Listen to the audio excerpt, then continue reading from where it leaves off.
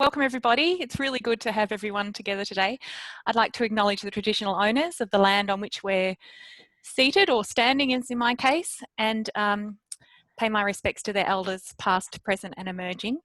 We might just all, if we can, in our chat window, type in the traditional owners of the country we're on so we can acknowledge in that way.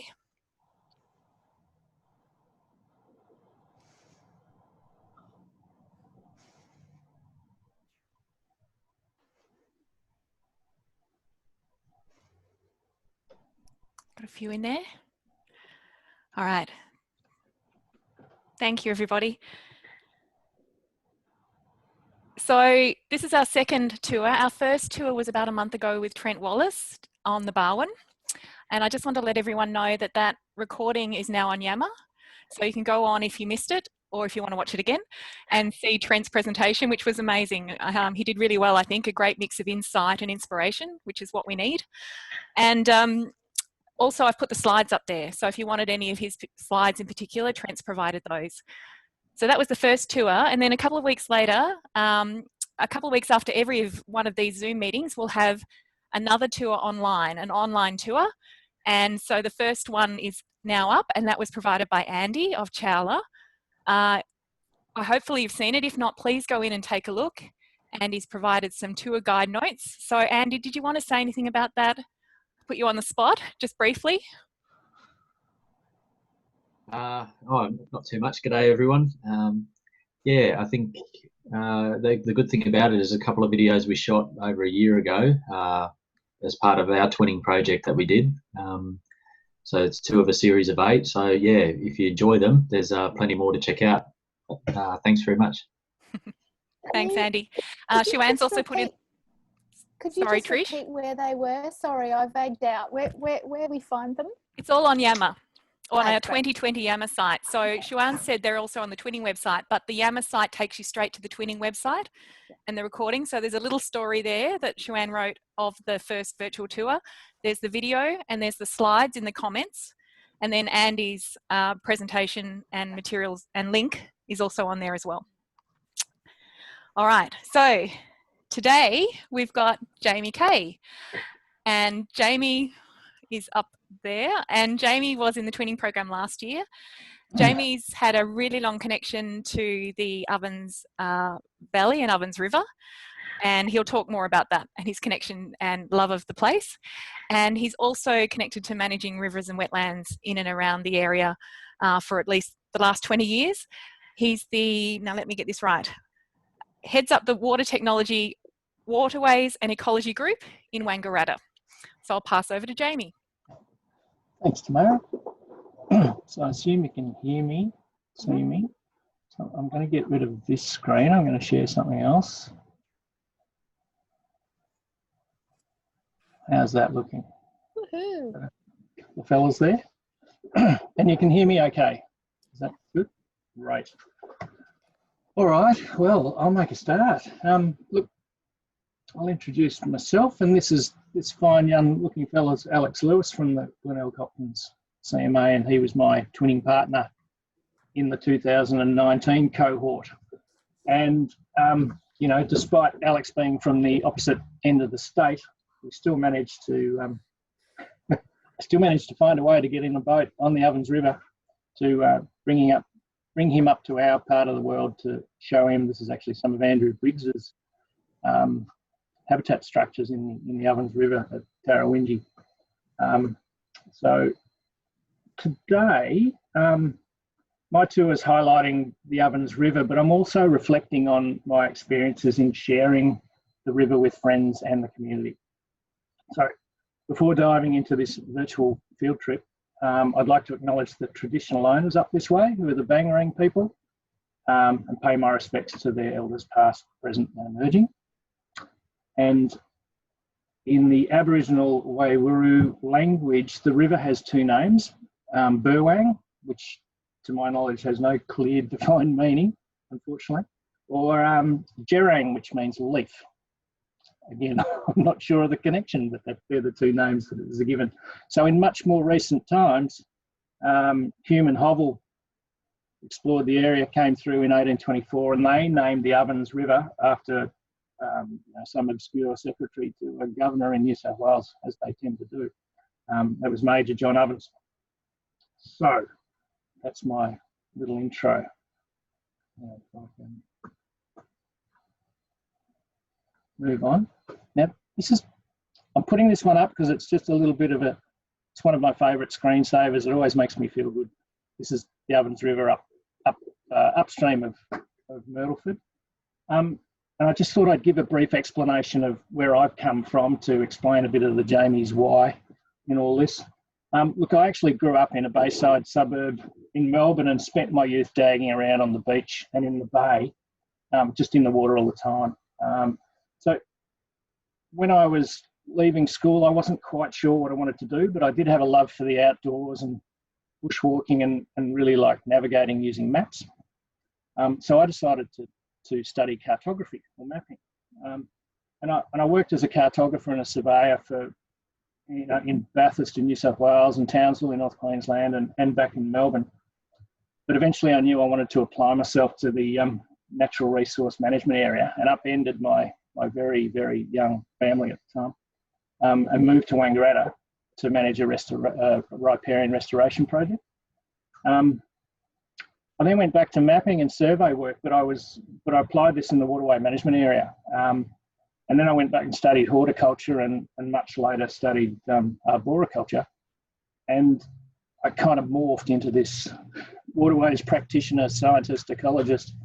And I'm now part of the Waterways and Ecology group based here in Wangaratta.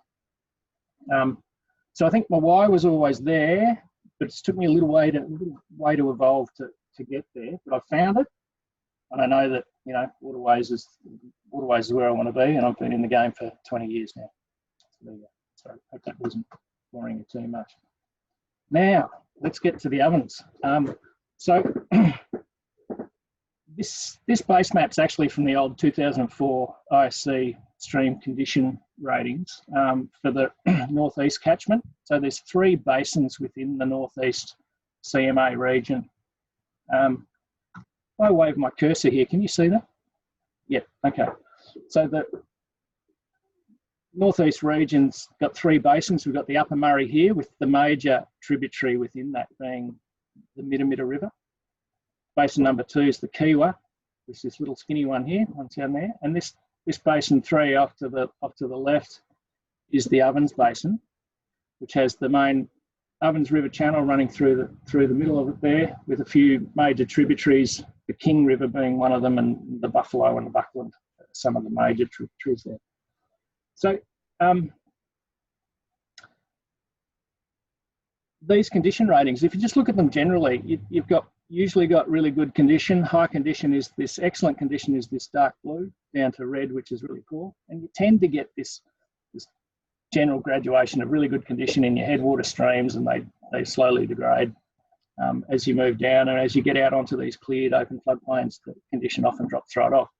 But you'll see the northeast is in really pretty good nick, particularly the Ovens Basin, where this is a summary, this little graph on the side here.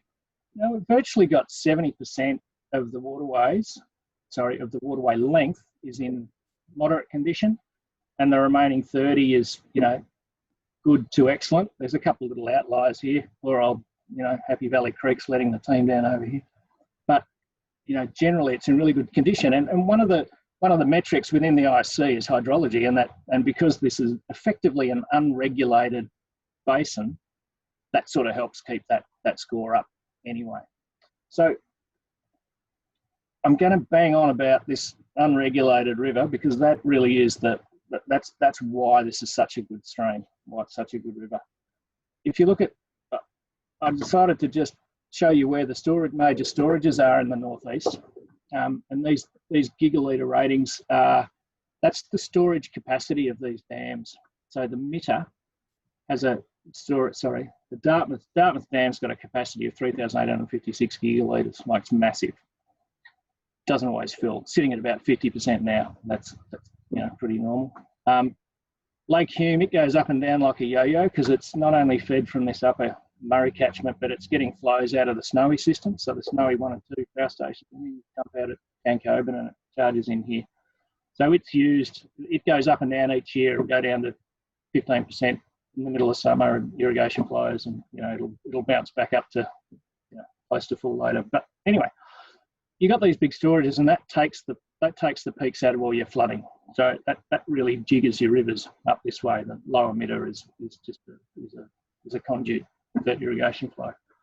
The Kiewa has got this one little storage up the top, 28 gigalitres. That's up at Rocky Gully Pondage.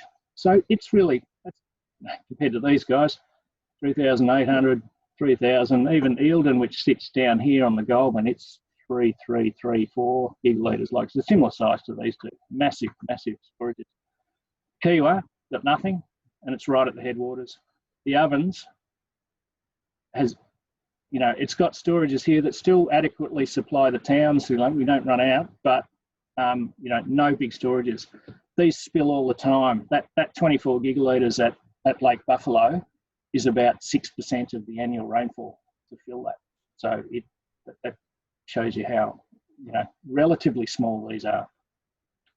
So this is why this river, the Ovens, particularly this bottom end, the Lower Ovens River, which is a heritage river, and it's a heritage river principally because it's a really intact lowland river, which are rare.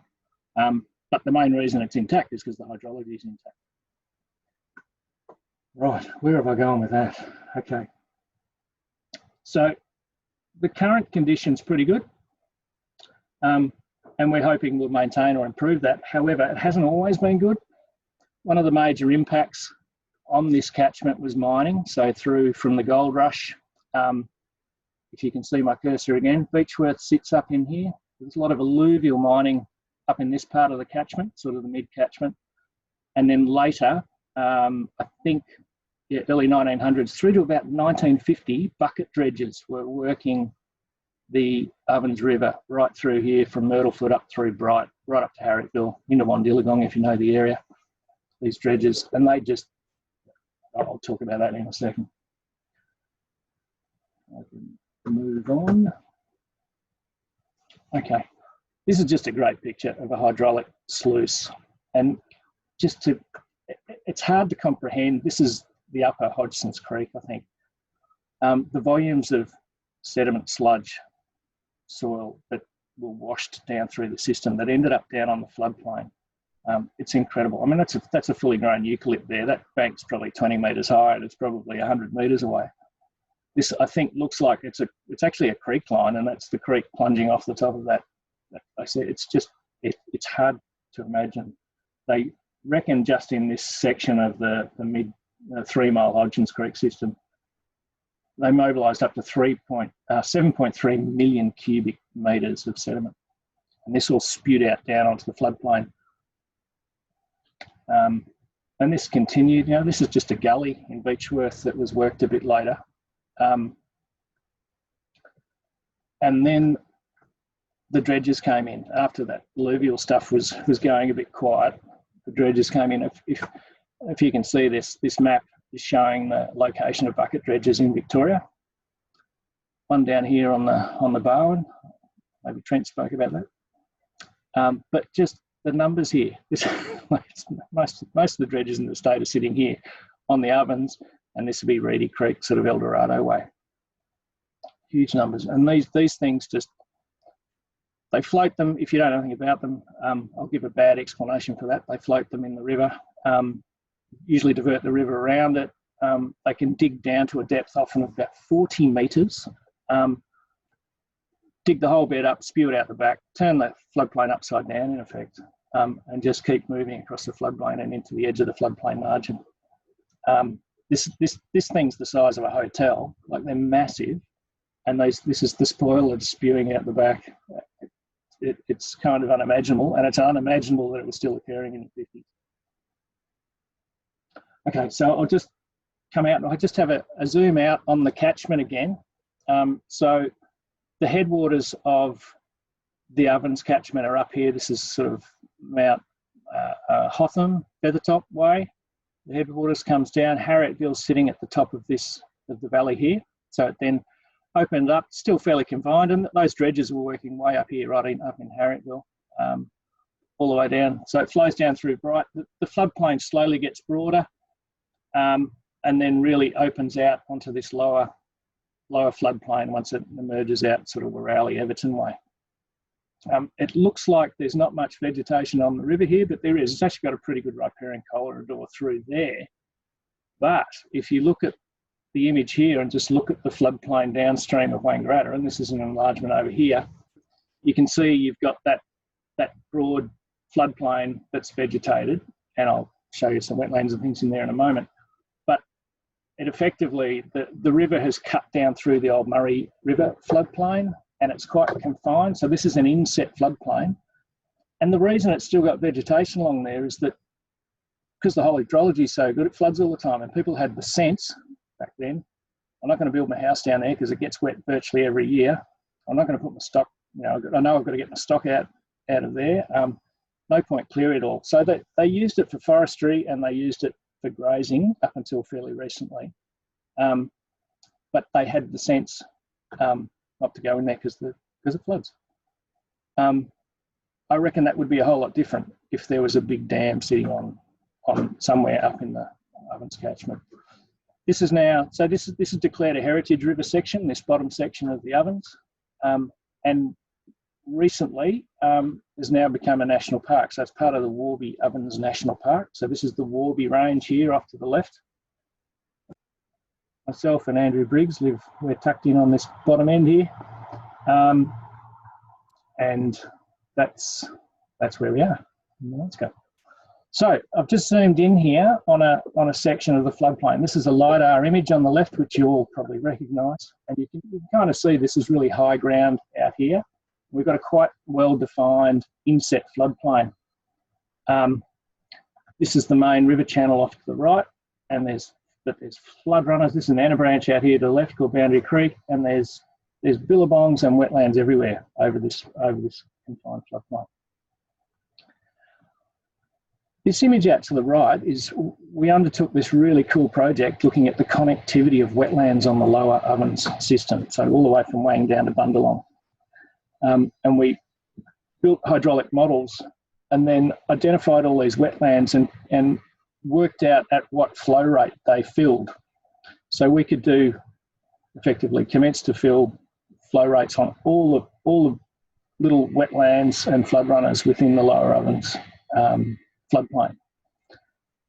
And the really telling thing is, so I've avoided words, but I've got a table here now. Apologies for that. What this is basically telling us is that 96% of the wetlands, for example, get wet on average every 3 years. It is so well connected. Even 91% get connected every 2 years. I can't think of anywhere that operates like this. These ones up here, like this 1993, that was the big one, the big flood. I think that was about a 200-year flood. There's still two little recalcitrant wetlands that don't get wet here, but there'll be a barrier of some sort sitting there that means there, or a levee that's stopping them getting wet. But yeah, I think this is so telling that 96% of the wetlands get wet every 3 years on average, and most of them will be, it's only the 5% extra that don't get wet every 2 years. Yeah, so it's pretty special. Okay, so I want to give you some information. I've given you the information about the Ovens and why it's so special. And now it's just a bit of a change of tack. So a few years ago, I was needing a challenge. I'm a keen paddler and I'm a fisherman, and I thought, why don't I paddle the full length of the Ovens River? It's right there, and I can pick off little sections and do it over, as long as it takes. There's no rush. I can take time, invite friends and family, and just knock it off. But I was keen to document the trip somehow, and I wanted some additional purpose. I didn't want to just working on rivers. I don't want to just go down the river and not do something or map something. It feels wrong. And in river management, you rarely get the opportunity to actually paddle down your full length of the river and observe it, and look at it, and take photos and do what you do. So that's when my wife Jane said to me, well, why don't you write a blog about your trip? And this led to the development of a website and a series of blogs that I called the Ovens Odyssey. But I needed a platform to share the Odyssey, and I knew nothing about building or maintaining a website. And so I reached out to a colleague mate of mine who's actually based in Brisbane, Luke, you know him, Joanne, and he helped me, help advice on developing and the website and how to register names and all those things. I had no idea. Anyway, so we got there. And I realised I've already brought Luke along to the journey. I've got him enthusiastic about the ovens, and he's sitting in Brisbane. So that was great. So I registered the website, and I called it River Rambling. And I described the website in the following way. I call it like stories, images, and a little bit of science, rambling our favourite Australian rivers. Join me for some river exploration, recreation, and investigations. Understanding and connecting with our waterways is key to how we manage and protect them in the future. So that's kind of my banner on my front page. So the aim of the website was really to engage and share. So share the environment, share the experience and the camaraderie, share some waterway science, share an understanding and appreciation of why this river in particular is so special. So through the Ovens River blogs, which are effectively a travel log, so I include maps, information about access, time to paddle, river heights. People can grab one of those if they want, print off the map, do what you like, and go and paddle it. So I take no take no responsibility. But I felt like I was able to give people, and if someone says, where do I paddle? Yeah, go and paddle this section and go and look up my website and look at stage 6 or whatever. So this is me at home. This is just a bit of fun, this photo. Sitting in my boat. I'm just back from stage of the Ovens Odyssey, and I'm getting started on my blog. So that view, and this is from my house, which is pretty terrible, but that's the view across the Ovens and King Valley from home. Righto. So, and because I was going to paddle this river, as I said, I wanted to do something along the way. So I spoke to the CMA and said, look, I'm going to paddle the river. Is there anything in particular I want mapped or observed on the way through? And funnily enough, the CMA had been thinking about some legacy erosion control works that were well past their use-by date, but they were still showing great resilience, some of these things. So they're affectionately known as rusty rails. So these are railway iron that were driven into the stream to create typically, bank erosion control structures, deflection barriers. So that was just something I'd give back, taking photos of all these structures on the way down the river. So with my iPhone georeference, I could just provide the photos back to the CMA. So they then had this. They could map those. I even created some maps just from the photo points, and they had a visual image of what was there too. So location and a bit of an idea what's there. So that was pretty rewarding. So this is the website. This is a range of pages. So it has a number of tabs in it. So just nice feel-good photos. I've got videos. I've usually compiled a pretty daggy video of imagery through each of those stages or paddles that I've done. I've got a blog page, so I give a separate blog for each stage along the river, and that includes map and travel time and all sorts, a bit of information, who went and how long it took. And I also trying to get a few, bit of waterway science into this as well. So this blog I wrote was just on why wood is good. So it's about in-stream woody habitat and why it is and why we shouldn't be pulling it out if we can avoid it. Right. So Luke had helped me compile a video that was actually for a conference up at Albury a year or so ago. And it's just, again, it's me trying to show the Ovens River and all its glory and just those experiences of the Ovens Odyssey and how sharing that has been pretty rewarding. I've got a little video which Sue Ann's going to take control now, I think. I have to stop sharing, don't I? Let's see if this can work.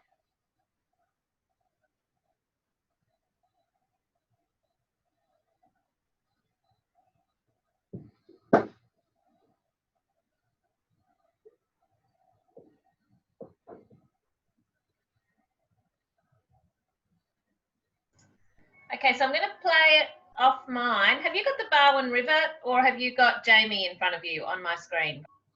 Jamie. I got me. Okay, good. All right. So I'm going to play it. If it's too jolty, then take the link yourself and have a look at it online on your own computer, okay? All right, here we go.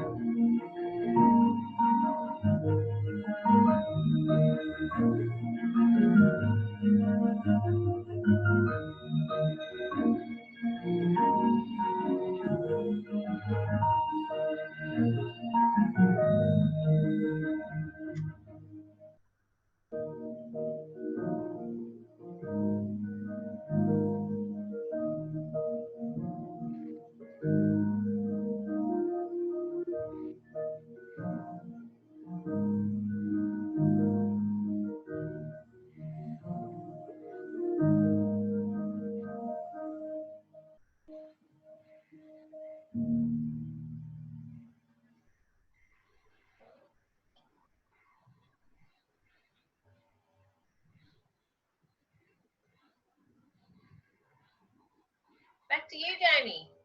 Ooh, okay. Very much here. There we go.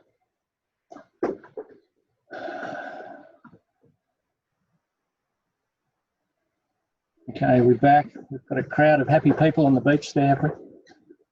Great. So it's one of the main reasons I do it. It's so satisfying to share the river with family and friends, and many of my friends have said, "Oh, you know, why don't we do this more often? Why, you know, why haven't I been out on the river? Why haven't I been on the river for so long? Like we used to go paddling after work on a Friday. Haven't done that for ages." And look, I guess that a number of I thought I'd mention a couple of unexpected outcomes, okay, from the Ovens Odyssey and the associated website. And look, I hadn't expected the level of interest in paddling, and when I decided to do the first stage, I put the word out to my cycling mates, and I got 10 people all turned up, all with their own boats. So most of them would have had to brush the dust off them, I'm sure, out of the shed. And look, I've been invited to design and lead a few conference field trips on the Lower Ovens. People ring me up and say, you know, so-and-so said, you're the one to advise me on where to go paddling on the river. People ask me the best places to camp. I think you're guilty of that, Shuan. And I got asked to join the Warby Ovens National Park Advisory Group. So that was a bit of a thrill. And look, this is an image of the magazine article and paper article that they regurgitated just recently. And you kind of think, you know, it had way too many sort of river management little commentary in there about a heap of things, from fish to willows to, you know, erosion and how we manage this and do that, why wood's good and all those things. And I kind of think people don't see it, but they do. Even the lousy old Wangaratta Chronicle on a Wednesday, which is about 6 pages, they were pretty desperate for a filler, so they just asked, can we run that again? We'll just stick it in the paper. But I had, you know, a heap of people comment on that, which was interesting. And I think one of the nicest comments I got was when I was actually in the bike shop and met one of my cycling mates came in, and he said, look, it's a great article, had loads of great river management information in it, and he kept it and he's put it in his environment file. And I thought, wow, that's, you know, we think it's all pretty simple, really simple concepts, but people, yeah, there's a lot of things out there that people don't know, or if they do, they want to reference it. So that meant a lot to me, and great to get that positive messaging out there. So I reckon that's, oh, hang on, I can't go through that. That's about it. I've had enough. That's us after one of our stages. It was about 40 degrees. It was so hot. It looks idyllic, but it was hot. So that's us. So, wonderful. Thank you, Jamie. Clap from everybody. yeah. And you've got the prompt there. Questions, responses, would love to hear from the floor. Jamie, I've got one. Sorry, you go, Trish. Sorry. Jamie, I'd love, would you mind if I contacted you about that LiDAR work that you did, sussing out the commence to flow? Because that's exactly what I want to do for my Yarra floodplain project at the moment. And I just want to know a little bit more about the methodology and before I start looking for someone to deliver it. Sure, of course. Right. Yeah. No, it was a fascinating project. It was a connectivity project, but we looked at barriers to flow. So we went out there and looked at all the little crossings and to see whether they were actual barriers. Yeah. And those barriers were then stamped into the model, so that we could you drop them out? Like, could you artificially kind of? Yeah, you can run that scenario. Yeah. And that's effectively what we did. And what flowed on from that project was we identified the location of 2 fish barriers. They were barriers really at low flow because everything gets drowned out pretty well in high flow. But on a major anabranch. So they've actually been designed and built now to two crossings on that lower floodplain. Amazing.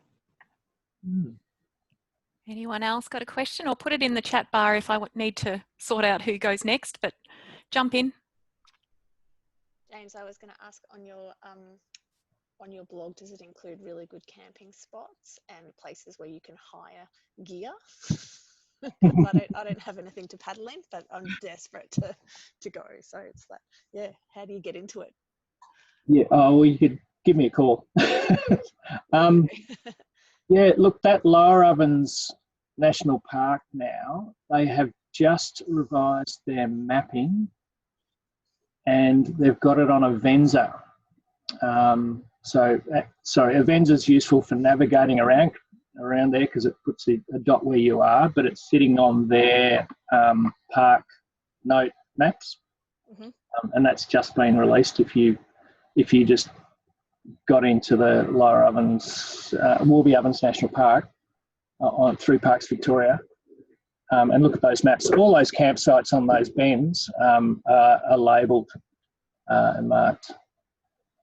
And there's no booking or any arrangements down there. You just turn up and hope for the best. But there's so many bends. There's quite a lot of campsites, yeah. Just trying to hatch a plan from when I'm allowed out. So this might be a question for Andrew rather than Jamie. But Jamie, can I get you to stop sharing the screen so we can see everyone again? Thank you. Did anything come out of your mapping of the old erosion sort of structures, Andrew? Yeah, it did. So we ran what, as Jamie said, the Rusty Rails project that Water Technology did for us, largely on the back of Jamie's pro bono paddling. So that's been, it's almost created a problem for us, because now we know where all these really dangerous structures are, and now they're beholden to do something with them. It's sort of, so for people, that railway iron was used extensively right up until probably the late 90s for some of the sort of precursors for pile fields and things like that, for groins and retards, as they used to call them, for deflecting flow off banks. And they were railway irons that then had timber rails attached to them, and those rails have essentially rotted away for the most part, and the rivers moved and adjusted, and now we're left with all these jagged railway irons sticking up out of the water, ready to eviscerate paddlers. So it's kind of like River Trust asbestos for us now. We're in, but the program that we've got is prioritised. So Jamie and his team, with our input, went through a process of prioritising according to, likelihood of impact and severity, and of course some of these structures are still actually performing the function that they were put in to do in the first place. So you can't just remove them without replacing them with something else. And so it's quite complex. So we've now got those sites prioritised across the Ovens River and the King River. But we've got a methodology, because there's a lot of railway line in other waterways as well that we know of, but the relatively small waterways that don't have the boating risks, so they're the kind of the lowest of the low priority. But we've got a methodology now to prioritise across all those sites. So yeah, it was a great project, and now we've just got to get out there. And we've already done some sites of the high